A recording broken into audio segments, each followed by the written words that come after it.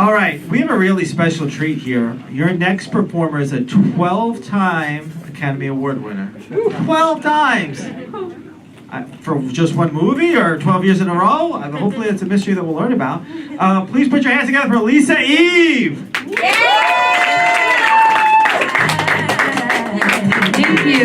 Yes, I did want to bring all 12 of my Oscars here today, but I couldn't fit them all in my pockets to show you, so you'll just have to take my word for it. But anyway, my name is Lisa Eve, and I saw a guy the other day, and he was walking a dog, and then he was also walking a service dog. And can you imagine what life must be like for the other dog in that scenario? Like, establishments everywhere, signs saying, service dogs only, no dogs. You just have to be like tied up to a tree while your sibling gets to go experience the wonders of Trader Joe's. Or people are asking your sibling, what are you trained to do? And they're like, yeah, I'm trained to detect life-threatening episodes of My Human. And you have to be like, I'm trained at being a good boy. Like, what do you want from me? And that's what being an actor is like. I am the regular dog in a family full of service dogs. The service dogs in my family have PhDs, and I have a bachelor's in comedy. That is true. The service dogs in my family are trained in legal proceedings, and I am trained in zip zap zop. There we go. Service dogs in my family tell the whole truth and nothing but the truth. And I know how to speak my truth. The service dogs in my family have full heads of hair at age 71, and I'm losing my hair from acting out my trauma in experimental short films.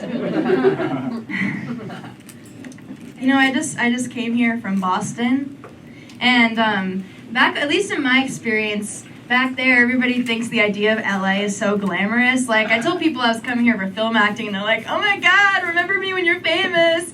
But, like, here I tell people I'm an actor, and they give me this look, like...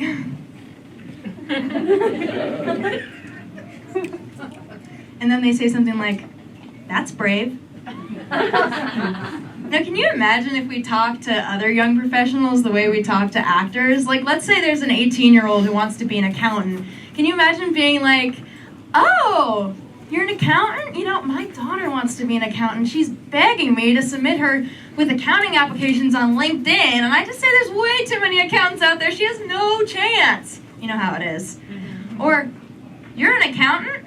Wow. You know, do you file the taxes for anybody I've ever heard of? Or, you're an accountant. Wow, I knew a girl who was an accountant one time, and now she's a porn star. So you have that to look forward to.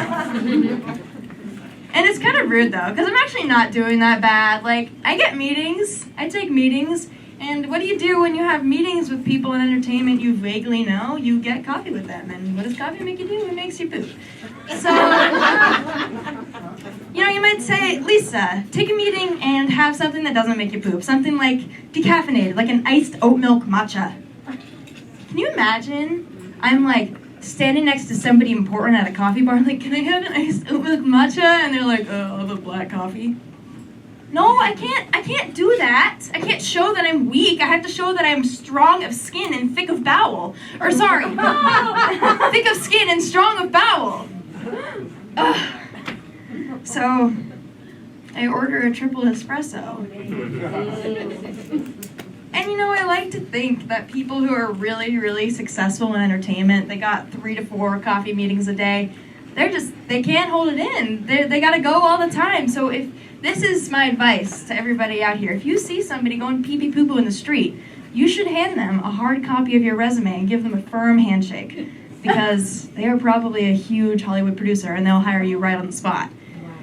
So yeah, that's my advice. It's bothering me. Another thing a lot of people of my status do is get unpaid internships. I interviewed for a couple of those.